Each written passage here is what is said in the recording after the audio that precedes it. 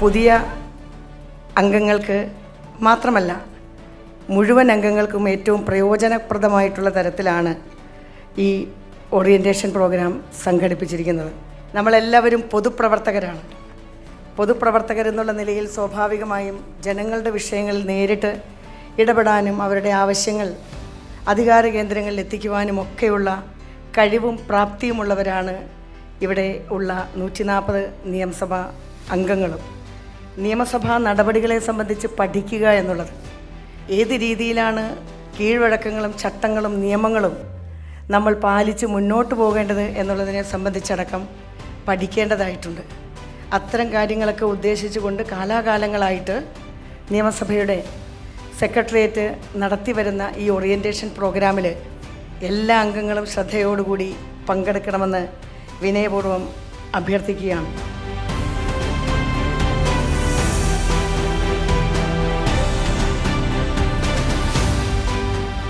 നമ്മുടെ നിയമസഭാ സാമാജികരിൽ 71 ആളുകൾ പുതിയ ആളുകളാണ്.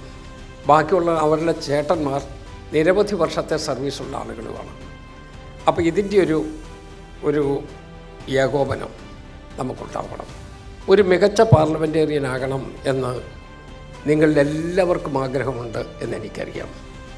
യഥാർത്ഥത്തിൽ നമ്മളുടെ റൂളും ചട്ടങ്ങളും അതാണ് ഇതിലെ ഏറ്റവും പ്രധാനപ്പെട്ട കാര്യം. അതിൻ്റെ വിശദീകരണങ്ങളെല്ലാം വരുന്നത് ശക്തരാൻ കൗളിനകത്താണ്.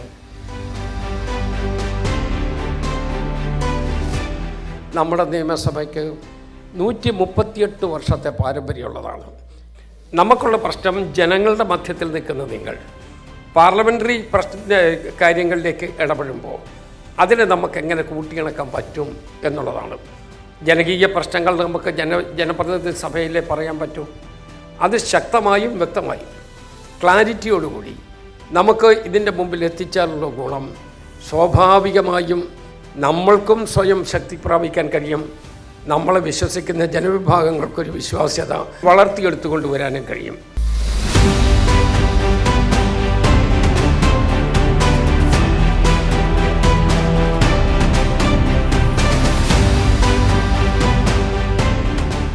ഇന്ത്യയിൽ ഏറ്റവും നന്നായി നിയമസഭ നടക്കുന്ന ഒരു സംസ്ഥാനം കേരളമാണ്.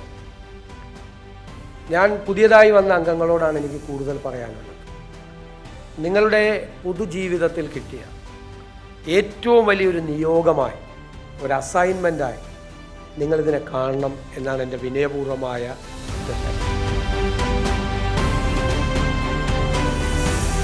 നിയമസഭാ പ്രവർത്തനം എന്ന് പറയുന്നത് ഭരണഘടനാപരമായുള്ള ഒരവകാശം കൂടിയാണ്. ഭരണഘടനയുടെ ആർട്ടിക്കിൾ 208 അനുസരിച്ചിട്ടാണ് നമ്മുടെ ഈ റൂൾസ് ഓഫ് പ്രൊസീജിയർ ഉണ്ടാക്കിയിരിക്കുന്നത്.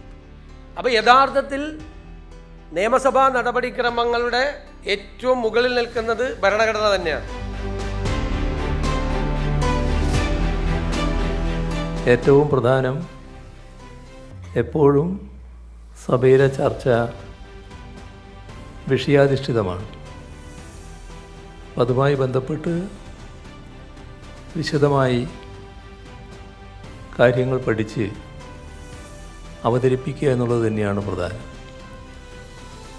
ആവശ്യമായത്ര ഗൃഹപാഠം നല്ല നിലക്ക് നടത്താൻ കഴിയണം. ഇതൊക്കെ വളരെ പുതിയ മെമ്പർമാർക്കാണ്. അതുകൊണ്ട് തന്നെ ഈ ക്ലാസ്സും അത് വളരെ ഇൻട്രസ്റ്റിംഗ് ആണ്, യാതൊരു സംശയമില്ല. വിവരങ്ങളൊക്കെ വിരൽത്തുമ്പിൽ ഇപ്പം ഉണ്ടല്ലോ. പണ്ടത്തെ പോലെ തേടി പോകേണ്ട കാര്യങ്ങളൊന്നും ഇല്ല. വളരെ എളുപ്പമാണ്. ഇൻഫർമേഷൻ ലെവൽ എന്ന് പറഞ്ഞത് നേരത്തെ ഉണ്ടായിരുന്ന സാമാജികരെക്കാളൊക്കെ കൂടുതൽ ഇപ്പോൾ ഉള്ളവർക്ക് വളരെ വളരെ ഹൈ ആണ്, കൂടുതലുമാണ്. ഒരുപക്ഷെ ഇന്ത്യയുടെ തന്നെ നിയമസഭകളുടെ പൊതു കണക്കെടുത്ത് എപ്പോഴും പരിശോധിക്കുമ്പോൾ ഏറ്റവും കൂടുതൽ ദിവസം നിയമസഭ ചേരുന്നത് കേരളത്തിൻ്റെ നിയമസഭയാണ് എന്ന് മാത്രമല്ല, സർക്കാർ ബിസിനസ്സിനല്ലാതെ ബില്ലുകൾ പഠിക്കാനും പാസ്സാക്കാനും വേണ്ടി മാത്രം നിയമസഭ ചേരുന്ന പാരമ്പര്യമുള്ള നിയമസഭയാണ് കേരളത്തിൽ.